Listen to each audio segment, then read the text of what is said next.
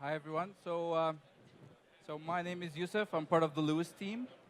Today, I want to talk about the new capabilities that we have inside of Lewis. So just to start, how many of you guys know Lewis? Perfect. So that's great. So we have new features that will help you build Lewis applications. Maybe I'll give a brief introduction about Lewis for the people that don't know about it. Uh, so Lewis is a language understanding platform. So what we do is we give you the ability to add natural language processing inside your application. So you're able to extract intents and entities in an easy way. If you're not a machine learning expert, you don't know how to build a model, you can just go to lewis.ai and we give you a way of building models directly by just adding examples. You have your domain knowledge, and you want to represent this in understanding free texts to intents and entities. So the other benefits that we do is we give you a quick build. You can build on top of pre-existing models. So currently we have pre-built entities, which is something like date time. You don't really need to build a model for that. This is pre-existing inside of Lewis. For numbers, for age, for email, all these ways of detecting entities are existing. You can build on top of those. We have domains. So you have entertainment domain, a communication domain. You can improve on top of those by providing your own utterances or providing your own examples to modify them. We provide a means of improving a model over time. So we have active learning. We have the ability to add more features to be able to create a better model, and we guide you through that direction. We want you, over time, to have a better model that will be able to help you in your application. Today, we are enterprise ready. We have, we have compliance. We have GDPR compliance. We have ISO compliance. And we have HIPAA compliance. So these are part of the new features that I want to talk about. So currently, we have the integrated experience. We have, at the beginning, we had speech integrated with the bots. Now we have a full end-to-end experience with Windows applications as well. So inside of Lewis, you can enable speech priming and have the utterances inside of Lewis sent over to speech, and you have a better recognition for what you are trying to detect. We've added sentiment analysis inside of Lewis. So we had text analytics that did sentiment analysis. And now this is just part of the Lewis component. You don't need to go to text analytics to get the sentiment anymore. We have it integrated because we found a lot of people that want to have both when doing that. We are multilingual. We have now integration with translation. So you can have an English bot, and it will be able to communicate with multiple languages through the machine translation engine. Inside of the core language understanding, we've added a couple of new entities. We have patterns, we have regex entities, and pre-phrase entity. So pre-phrase is it identifies noun phrases, and it's also it is part of the text analytics, and we have added it as well inside of Lewis. I'll talk in depth in a demo about the patterns and regex entities. For the enterprise, we are general availability since December 2017. We have compliance, like I said, GDPR, ISO, and HIPAA. We have worldwide support, which means we have 12 languages. We support 12 languages, and we have 13 Azure regions. So now your endpoint on Lewis is deployed in multiple regions around the world, so you get lower latency overall. So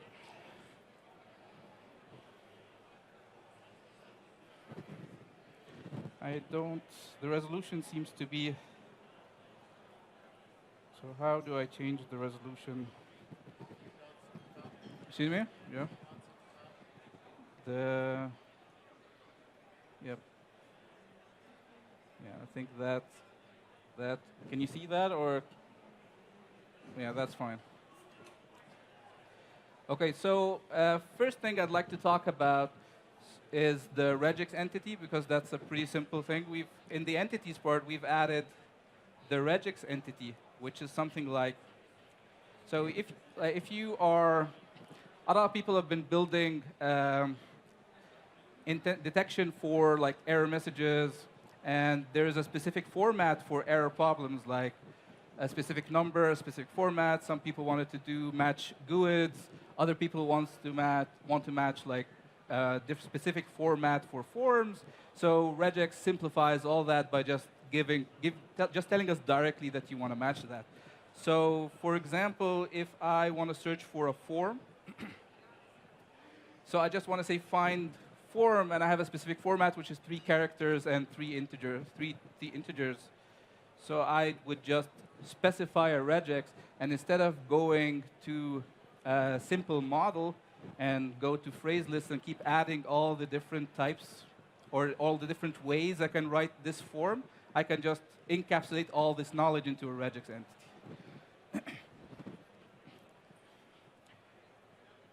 The second type of entity is we have added a pattern entity. This works in tandem with the pattern feature, which we'll talk about now. So one of the problems that we faced was, or people faced, was that when they wanted to say email a person about something. So this something could be multiple tokens. It could be like email this person about going out tonight, email person about all these different ways. It's unbounded. You have multiple ways of specifying the subject of what you want to talk about. So all these different ways of specifying it, you have to add a lot of examples to be able to capture all those ways. So the way that we did it was that we've added a pattern feature. So now you can just say email person about subject. So this subject is just, so this subject is, you just specified the pattern. And in the email, if I go to test this, so let's say email James about the meeting that we should have. So as you can see in the subject, I'm able to capture all this text without actually having to specify all the different ways I can say a subject. Because it's an unbounded way of capturing it, I'm just specifying where's the location where it should appear, and I'm taking all that text in. And now I'm able to do like putting like arbitrary text in this location, and I can send this email. Where I can build an email engine, I can build an assistant to send an email with any type of subject that I want to match. We've added a concept called roles. So a lot of people wanted, when we did travel, so if you did booking, so people will always want to book a flight from to, and you would say that the entity that should be detected is the city, right? You need to detect, I'm booking a flight from Cairo to Istanbul, or I'm booking a flight from Seattle to Tokyo. And they are both identified as cities, but effectively they're not both the same city, right? One is a to location, I'm going from a location or going to a location, so I need to actually identify the difference between them. So what you can do is you can open up the patterns, and you can say book a flight, and you can specify a from, and then you can say I have a city entity that can appear in that location, and I can build something called a role. So for the city, I have 2 roles. This city can be represented as a from city or as a to city. So what I would do is, if I say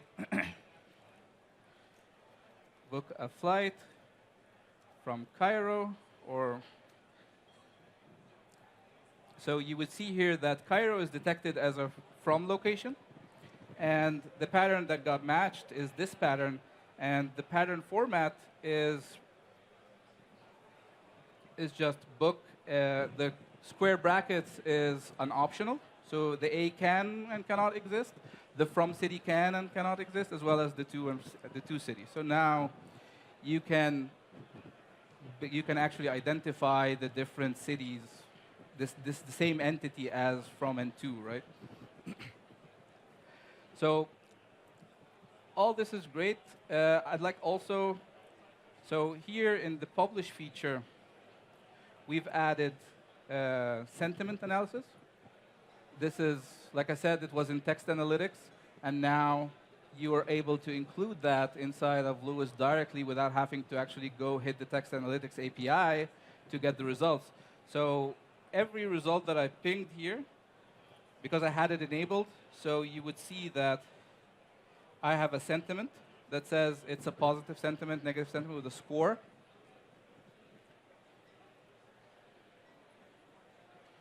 Right?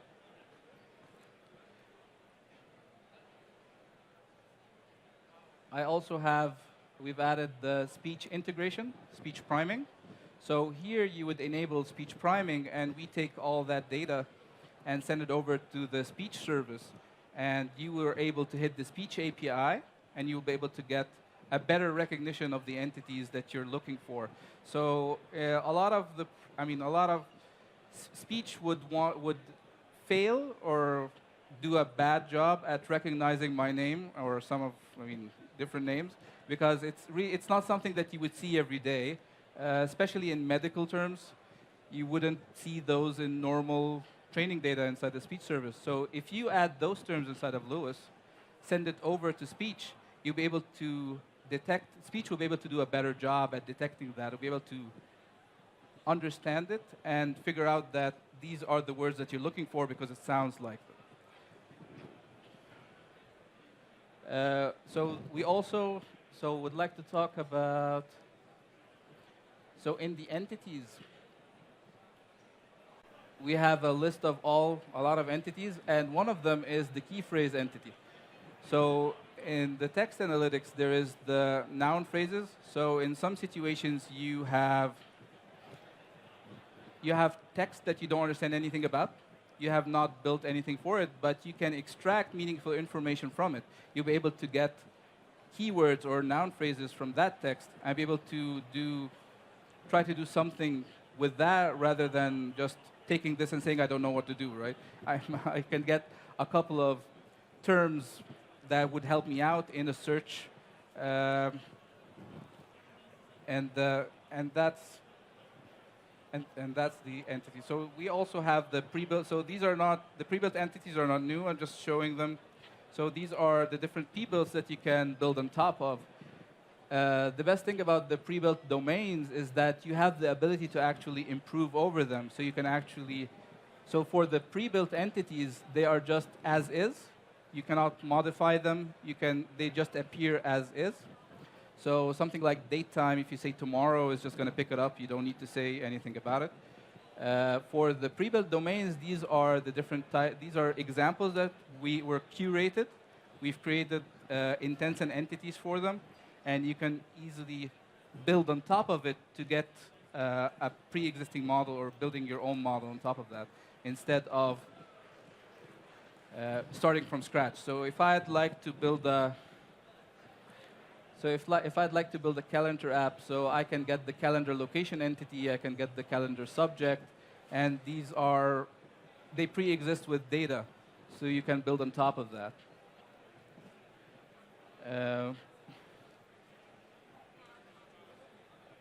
Yep.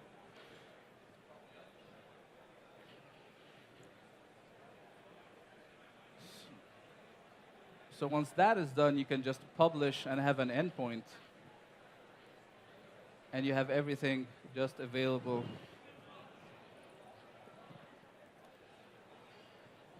as a JSON response with sentiment and with all the entities that you've defined.